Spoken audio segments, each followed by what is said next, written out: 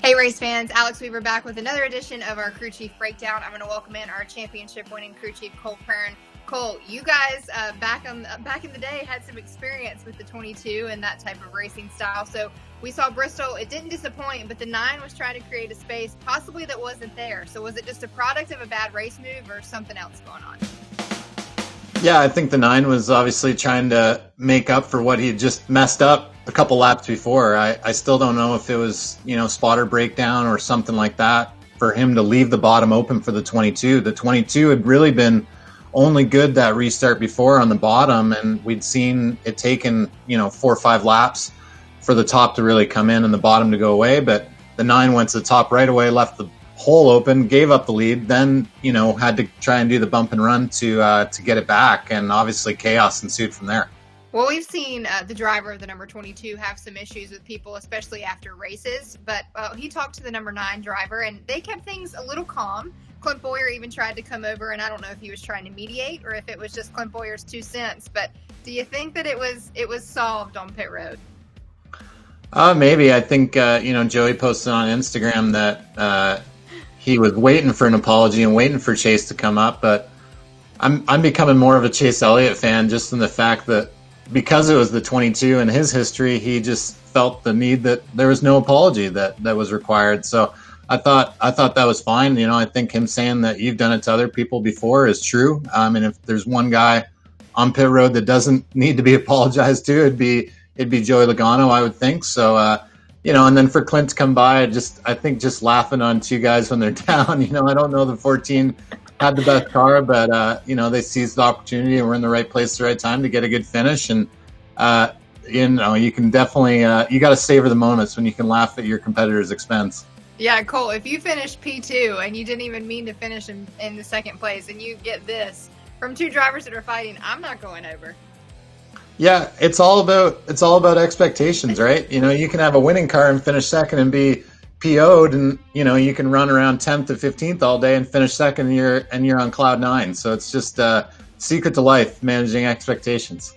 Well, we are seeing, and I don't know if it's just a product of the quick turnaround time that we have, or if there's just not enough time on track. But we're seeing championship caliber drivers make mistakes that they don't normally make with like Kyle Busch and Jimmy Johnson at Darlington and now Chase at Bristol. What can we chalk those mistakes up to? Yeah, we're seeing a lot more mistakes out of guys you don't normally see them. I think it has to do a lot with, having no practice. The cars are maybe a little bit more on edge. I think this particular weekend in Bristol, going back with low downforce that we didn't race there last year, you could see it in the driving traces. Guys were on edge every lap. When leaders are crashing into the wall and guys are jumping the cushion, mistakes are going to happen. And I think it just shows how on edge everybody was, and not having practice too, not being exactly dialed in is definitely an element of it. We heard from some drivers after the race that lower downforce made it a lot harder to drive. But another thing that you have to deal with at Bristol is that PJ1. So break it down for me, because PJ1 is supposed to add grip. And we saw a lot of guys getting loose, especially down there on that bottom groove in the PJ1 at Bristol.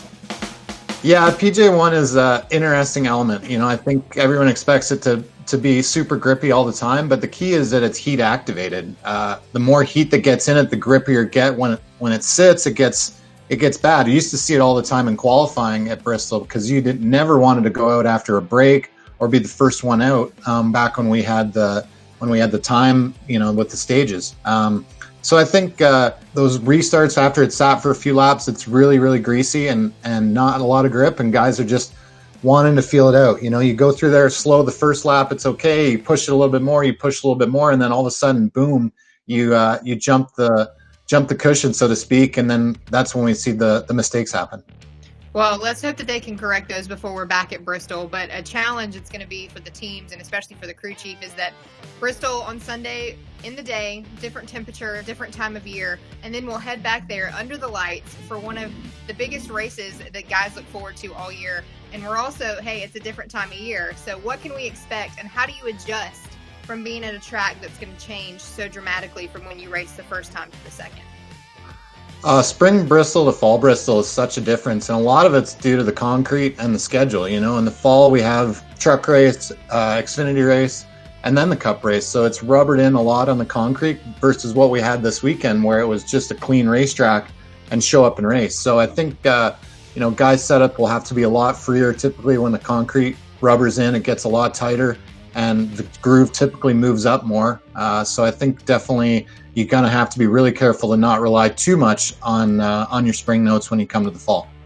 We saw a lot of guys take to social media, and one that I don't know if I even understand the tweet, but apparently people are saying that he won Twitter after Sunday's race with Denny Hamlin.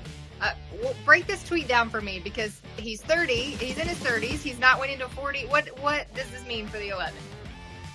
Yeah, I was walking around the street looking for a teenager to explain that one to me, because there's too many emojis for me to get it. But I think we broke it down. But the 11, man, they had it. They didn't have the car. Then they had a great pit stop that got him the lead back, and he was really starting to roll the top there. But then jumped the cushion, made a mistake, and I guess that means he stepped on a what. But no 40 wins for him this time around. Yeah, we'll go ask some of the Xfinity Series drivers what those mean, because we're way too old for this.